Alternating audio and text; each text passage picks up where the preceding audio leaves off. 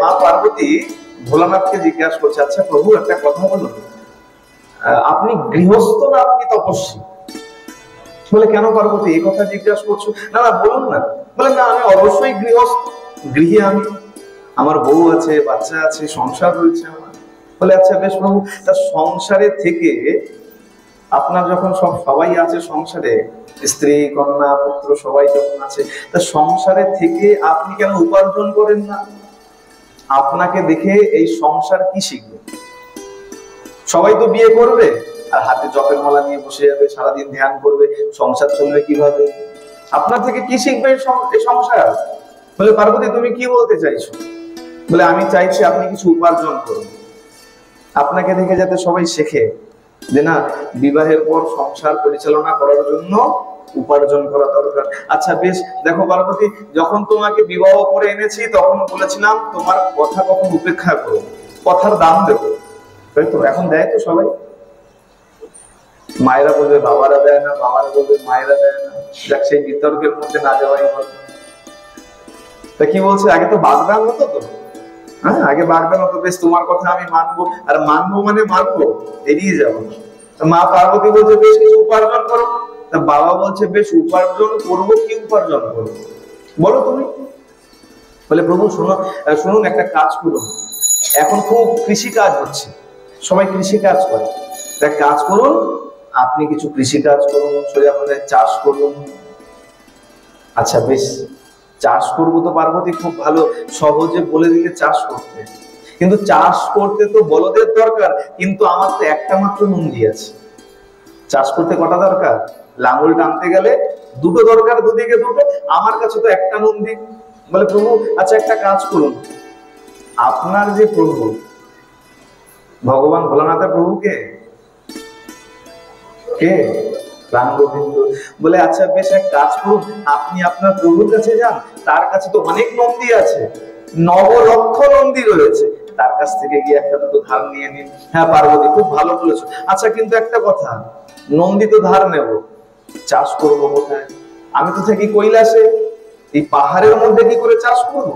সমতল ভূমি না হলে চাষ করবো কি করে?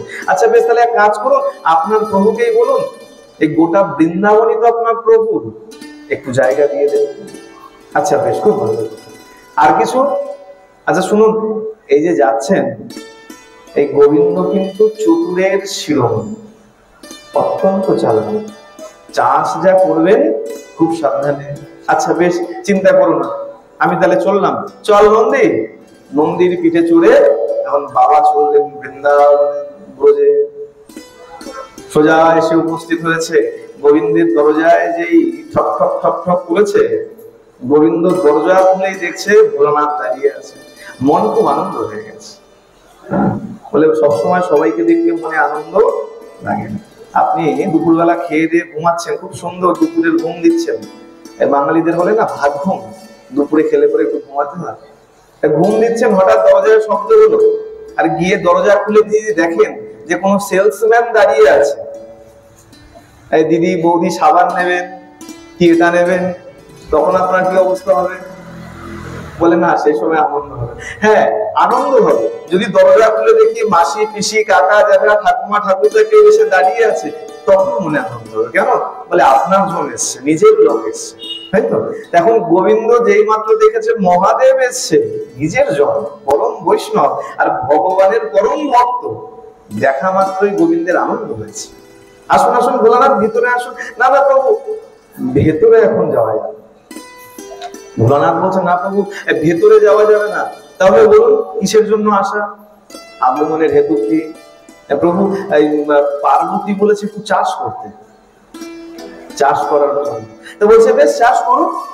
বলে প্রভু করবো কি করে, আমার কাছে তো একটা নন্দী, আরেকটা নন্দীর প্রয়োজন, তাই এসছি আপনার কাছ থেকে একটা নন্দী ধার নিতে।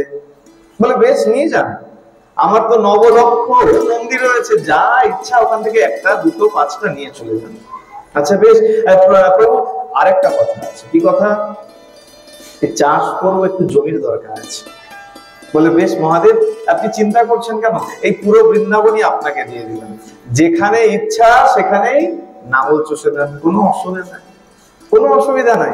বেশ খুব ভালো। এখন বাবা যখন এসছে, মা পার্বতী বলে দিয়েছে যে দেখুন দেখুন এই চাষ যে করবেন ওপরের ফসল নিয়ে আসবে। কোন ফসল? ওপরের ফসল নিয়ে আসবে। এখন ভোলানাথ বলছে প্রভু ভালো কথা, আপনি তো নন্দী দিলেন, জমি দিলেন, চাষ করব। আচ্ছা চাষ করে যা উৎপন্ন হবে যে ফসল, সেই ফসল কিন্তু ভাগ হবে অর্ধেক অর্ধেক। পার্টনারশিপ ব্যবসা হয় না, যে অর্ধেক আপনার অর্ধেক আমার। বলে গোবিন্দ বলছেন না না মহাদেব, এই যা চাষ করবেন আপনি নিয়ে যান, আমার কোনো কিছু দরকার নেই। না না প্রভু, আপনার কাছ থেকে নন্দী নিলাম, আপনার কাছ থেকে জমি নিলাম, আর চাষ করে যা ফসল হবে তা আমি একা নিয়ে যাব? বলে বৈষ্ণব কখনো অসৎ হয় না, সৎ হয়। বাবা বলছে এটা হতে পারে না, অর্ধেক অর্ধেক ভাগ। বেশ, আপনি যখন চাইছেন তাই হবে। বলে যাই। এবার কি করেছে, নন্দী নিয়ে চলে গেছে চাষ করতে, সুন্দর চাষ করেছে। এখন চাষ করতে যাওয়ার আগে গোবিন্দকে জিজ্ঞাসা করেছে, প্রভু এই চাষ তো করবো, তা পার্বতী আমাকে একটা শর্ত দিয়েছে। কি শর্ত? ওপরের ফসল আমার, তাহলে যা ভাগ হবে ওপরের ফসল আমি নেবো আর নিচের ফসল আপনি নেবেন। বেশ, তা প্রভু কি চাষ করতে পারি? ভোলানাথ কত সরল, কত সাদা সিধা। দেখুন বলে না বৈষ্ণব যদি হয় সে খুব সাদা সিধা সরল হয়, সোজা হয়। তাকে যদি বলেছেন ভুলটা ঠিক, তো সে ভুলটাকে ঠিক বলে মেনে নেবে। ভোলানাথ মা পার্বতী কিন্তু বলে দিয়েছে খুব সাবধান, চতুরের শিরোমণি। এখন সেই ভোলানাথ গোবিন্দকে জিজ্ঞাসা করছে, আচ্ছা প্রভু কি চাষ করি বলুন? গোবিন্দ বলছে মহাদেব এই যখন ভাত দেবেন আর চাষ করবেনই জিজ্ঞাসা করছেন, আচ্ছা এক কাজ করুন, আলু চাষ করুন। কি চাষ করতে বলেছে? আলু চাষ করুন। মহাদেব তো মনের আনন্দ, চল নন্দী চল চল লেগে পড়ি। নন্দীকে নিয়ে একদম খুব সুন্দর করে লাঙল দিয়েছে, খুব সুন্দর করে আলু ফলিয়েছে। আলু যখন তোলার এবার সময় হয়েছে, গোবিন্দকে ডাক দিয়েছে, প্রভু তাড়াতাড়ি আসুন, এইবার ভাগের সময়। লাভ হয়েছে তো, ভাগের সময়। বলে যে প্রভু যেমন শর্ত ছিল, ওপরের ফসল আমার আর নিচের ফসল আমার।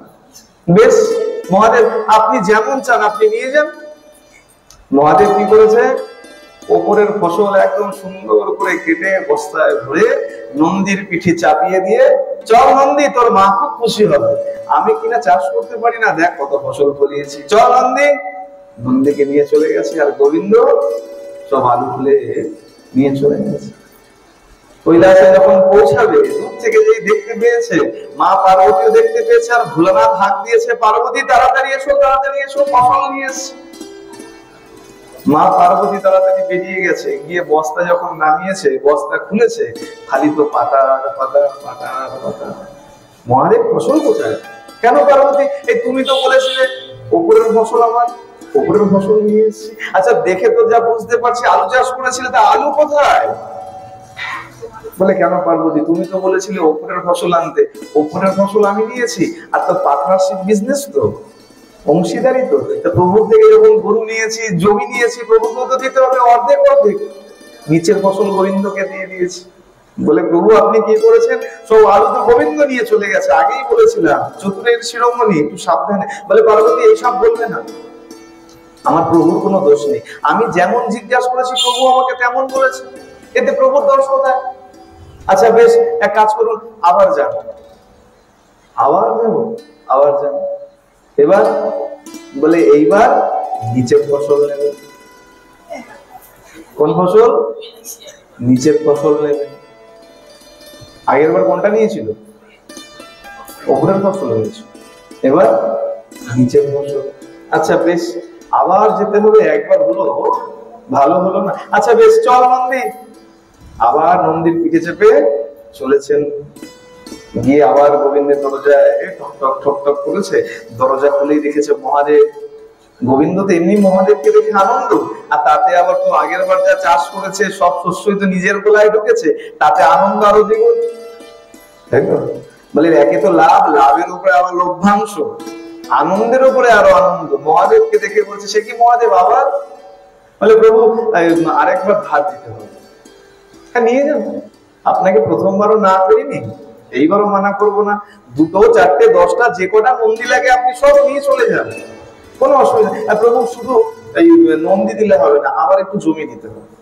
নিয়ে নিন জমি যতটা লাগে, কোনো অসুবিধা নেই। গোবিন্দ তো মনে করছে যান চাষ করুন, খাবো তো আমি, অসুবিধা কি আছে। আচ্ছা প্রভু, এইবার শর্ত পাল্টে যাবে।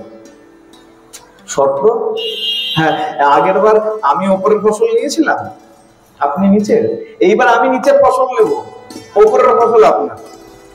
খুব ভালো কথা। আচ্ছা এবার, আচ্ছা তাহলে প্রভু এবার কি চাষ করা যায়? গোবিন্দ বলছে করুন না যেটা আপনার ভালো। না প্রভু আপনি বলুন কি চাষ করা যায়। বলে আচ্ছা বেশ, তাহলে এক কাজ করুন, জোয়ার বাজরা চাষ করুন। কি চাষ করবে? জোয়ার বাজরা। দেখেছেন জোয়ার বাজরা গাছ খুব সুন্দর চাষ করেছে। আর বলছি তো সাধারণ চাষি নয়। কোন চাষি? আমাদের এখানে বসে আছে, তাই তো, চাষবাস করে আর কোনো কাজ হয়নি, চুপচাপ এখন গোবিন্দের পাশে বসে রয়েছে। প্রেম সে বলো, কি চাষ করে সবাই ক্লান্ত হয়ে গেছে নাকি? হ্যাঁ, সবাই একসঙ্গে প্রেম সে বলো। বলে রাধে রাধে ধ্বনি যদি না পড়ে কিন্তু মহাদেব এবার চাষ করতে পারেন। একবার চাষ করেছে, একবার চাষ করে দেখবেন কত কষ্ট হয়। এখানে তো আর জমি নেই, চাষ করলে কত কষ্ট হয় কৃষক বলছে। তো মহাদেব এবার বলছে প্রভু কি চাষ করি একটু বলে দাও তাহলে। গোবিন্দ বলছে বেশ যাও জোয়ার বাজরা চাষ করো। মহাদেব চলে গেছে, নন্দী চল লেগে পড়ি আবার, তোর মা তো আগের বার তুষ্ট হয়নি, এবার তুষ্ট করতে হবে। জোয়ার বাজরা চাষ করেছে, আর পাকের যখন সময় এসছে, যখন পেকে গেছে, গোবিন্দকে ডাক দিয়েছে, প্রভু তাড়াতাড়ি আসুন, ফসল পাক ধরে গেছে। গোবিন্দের কোন ভাগ? ওপরের ভাগ। আগের বার নিচের ভাগ নিয়েছিল, এবার গোবিন্দের ওপরের ভাগ। আর জোয়ার বাজরা কোথায় ধরে? একদম মাথায়, একদম মাথায়। ধান কি হয় না, ধান পাকলে নুয়ে যায়, শীষগুলো উঠে থাকে না, জোয়ার বাজরা পাকলে তা হয় না, জোয়ার বাজরা একদম মাথায় হয়। তা মাথার ভাগ গোবিন্দ কি করেছে? মাথার ভাগ কেটে নিয়ে চলে গেছে। আর ভোলানাথ ওই যে নিচের যে ভাগ ছিল, পার্টনারশিপ তো, আর যেমন শর্ত ছিল থাকে না, চুক্তি থাকে তো, যে পার্টনারশিপ ব্যবসায় এত পার্সেন্ট তোমার, এত পার্সেন্ট আমার। তা আগের থেকে চুক্তি করে নিয়েছি, ওপরেরটা তোমার, নিচেরটা আমার। গোবিন্দ ওপরেরটা নিয়ে চলে গেছে, আর ভোলানাথ নিচের সবাই ডাল পালা, একদম সোজা সোজা গাছ হয়, এরকম পুরো সোজা সোজা গাছ কেটে বস্তা ভরে, চল নন্দী এইবার তোর মা খুশি হবে। আগের বার খুশি হয়নি, এইবার খুশি হবে, চল নন্দী চল। একদম চাপিয়ে চলে গেছে কৈলাসের কাছাকাছি। যখন এসে পার্বতী এই যা বলেছিলে তেমনই এনেছি। বলেছিলে নিচের ভাগ আমার, নিচের ভাগ নিয়ে এসেছি। তাড়াতাড়ি মা ছুটে এসে, প্রথমবার ভুল হয়েছে, এবার নিশ্চয়ই ঠিকঠাক আছে। মা ছুটে এসে খুলে দেখছে ওই একই অবস্থা, ডালপালা আর ডালপালা। প্রভু করেছেন কি? এ তো না আপনি খেতে পারবেন, না আমি খেতে পারবো, না বাচ্চা কাচ্চারা খেতে পারবে, এ তো কেবল মন্দিরই কাজে লাগবে, কেবল মন্দির খেতে পারবে, এ তো আপনার আমার আর কারো কাজে লাগবে না। কি করেছেন? কি পার্বতী তুমি বারবার করে আমাকে এমন কেন বলছো? তুমি যেমন বলেছো আমি তো তেমনই করেছি। তুমি বলেছিলে প্রথমবার ওপরের ফসল আনতে, আমি ওপরে এনেছি। এবার বলেছিলে নিচের ফসল আনতে, আমি নিচের ফসল এনেছি। তুমি যেরকম বলছো সেরকম করছি, তাতেও তোমার মন বলছে না। প্রভু এই যে ফসল ফলিয়েছিলেন, সেই ফসল তো সব উপরে ধরেছিল, আর সবই তো আপনার গোবিন্দ নিয়েছিল। না পার্বতী, আমার প্রভুর নামে কিছু বলবে। বৈষ্ণব কেমন ভালোবাসা বলে একে, এইটা হলো প্রকৃত ভালোবাসা। আমার প্রভুর নামে কিছু বলবে না। প্রভুর দোষ কি আছে? আমি প্রভুকে যেমন জিজ্ঞাসা করেছি প্রভু তেমন উত্তর দিয়েছেন, এতে তো প্রভুর দোষ নেই। আচ্ছা বেশ, যান আবার যান। না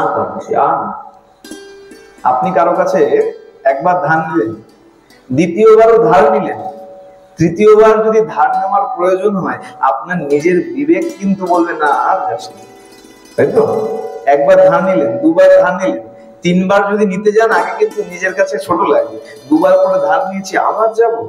মহাদেব বলছে না না, দুবার করে গেছি আবার। বলে দুবার কেন, আপনি 5 বার গেলেও গোবিন্দ কিছু মনে করবে না। কেন? বলে চাষ তো আপনি করছেন আর খাচ্ছে তো গোবিন্দ।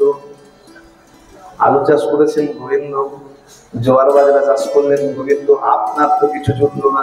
যান তাড়াতাড়ি আবার যান। বলে আবার ভাইয়া যান, তবে শুনুন এইবার মনে রাখবেন, ওপরেরটাও আপনার, নিচেরটাও আপনার। ওপরের শস্য আপনার, নিচের শস্য আপনার। তাহলে গোবিন্দকে দেবো কি? ওইসব আমি জানি না। আপনি গোবিন্দকে কি দেবেন আমি ওইসব জানি না। বলে পার্টনারশিপ ব্যবসা, কিছু তো দিতে হবে। বলে এইসব আমি কিছু জানি না। ওপরের শস্য আপনি নেবেন, নিচের শস্য আপনি নেবেন। মা ভাবছে এই ওপরেরটা দিতে গিয়ে গোবিন্দ তো চতুরের শিরোমণি, কখন আবার কোনটা বলে বসে, তার থেকে ভালো দুটোই নিয়ে আসুক। আর বলে এ হলো চতুরের শিরোমণি, এর সাথে কেউ পেরে ওঠে না। আবার গেছে চল নন্দী, আবার গিয়ে দরজা ঠক ঠক করেছে, গোবিন্দ যেই বেরিয়েছে, আবার কি এবার বলতে একটু সংকোচ হচ্ছে, অনেক সংকোচ কাটিয়ে বলছে প্রভু এই আরেকবার নন্দী দিতে হবে। বলে নিয়ে যা, প্রথমবারও না করিনি, দ্বিতীয়বারও না করিনি, এইবার আর না করবো কেন, যে কটা ইচ্ছা নিয়ে যান। আর জমি লাগবে তো, মহাদেব বলার আগে গোবিন্দ বলছে জমি লাগবে তো, আপনার 2 বিঘা 4 বিঘা 5 বিঘা যত ইচ্ছা চাষ করে নিন। গোবিন্দ তো জানে যত ইচ্ছা চাষ করো, খাবো তো আমি, তাতে তুমি 2 বিঘা করো কি 5 বিঘা করো কি 10 বিঘা করো, প্রেম সে বলো। বলে বেশ, তবে প্রভু শর্ত পাল্টে গেছে। কি শর্ত? ওপরের ভাগও আমার, নিচের ভাগও আমার। বলে বেশ, তো প্রভু কিছু তো দিতে হবে, আপনার থেকে নন্দী নেবো, আপনার থেকে জমি নেবো, কিছু তো দিতে হবে। আচ্ছা বেশ, এই পার্বতী তো মনে মনে বিচার করছে, পার্বতী বলেছে উপরের ভাগ আর নিচের ভাগ। আচ্ছা বেশ প্রভু, এই মাঝের ভাগ আপনার। কোন ভাগ? মাঝের ভাগ আপনার। পার্বতী তো মাঝের ভাগ বলেনি, পার্বতী বলেছে উপরের ভাগ আর নিচের ভাগ, মাঝের ভাগ আপনার। বলে দেখুন মহাদেব, আমি প্রথমবার দ্বিতীয়বার আমি কিছু চাইনি, আপনার যেটা ভালো লেগেছে দিয়েছেন, আমি সেটা নিয়ে এসেছি, এবারও যখন আপনার ইচ্ছা তাই হবে, মাঝের ভাগই হবে। আচ্ছা প্রভু, এবার তাহলে কি চাষ করি? গোবিন্দ অনেক ভান ভঙ্গিমা করে বলছে আচ্ছা মহাদেব যান, কি চাষ করবেন? এবার ভুট্টা চাষ করুন। কি চাষ করতে বলেছে? ভুট্টা চাষ করুন। ভুট্টা কিরকম হয় জানা আছে? ভুট্টার গাছ লম্বা হয়ে যায়, আর মাঝখান থেকে দুদিক থেকে ভুট্টার ফল হয়। চতুরের শিরোমণি, এর সঙ্গে চাতুরারি করতে যেও না, প্রেম সে বলো। এতটুকু বললে হবে না, বলো না চাষ করবে, শক্তি দিতে হবে, জোরে আরো প্রেম সে বলো। 2 বার চাষ করেছে, কিছু পায়নি। আপনি পরিশ্রম করছেন, পারিশ্রমিক পাচ্ছেন না, দেখবেন এক সময় কি হবে, কষ্ট বেশি লাগে। আর পরিশ্রম করে যদি উপযুক্ত পারিশ্রমিক পান, তাহলে সেই পরিশ্রম মনে হবে। আর মহাদেব কিছুই পায়নি, না তো বউকে তুষ্ট করতে পেরেছে, বউ খুশি হয়নি, এবার এসে আবার চাষ করতে। বেশ চল নন্দী, এইবার তো তোমাকে খুশি করতেই হবে, ওপরের ভাগ আর নিচের ভাগ নিয়ে বাড়ি যেতে হবে। চাষ করেছে, ভুট্টার চাষ করেছে, খুব সুন্দর ফসল হয়েছে। যখনই পাক ধরেছে, গোবিন্দকে ডাক দিয়েছে, প্রভু তাড়াতাড়ি এসো, ভাগ করতে হবে। হ্যাঁ মহাদেব।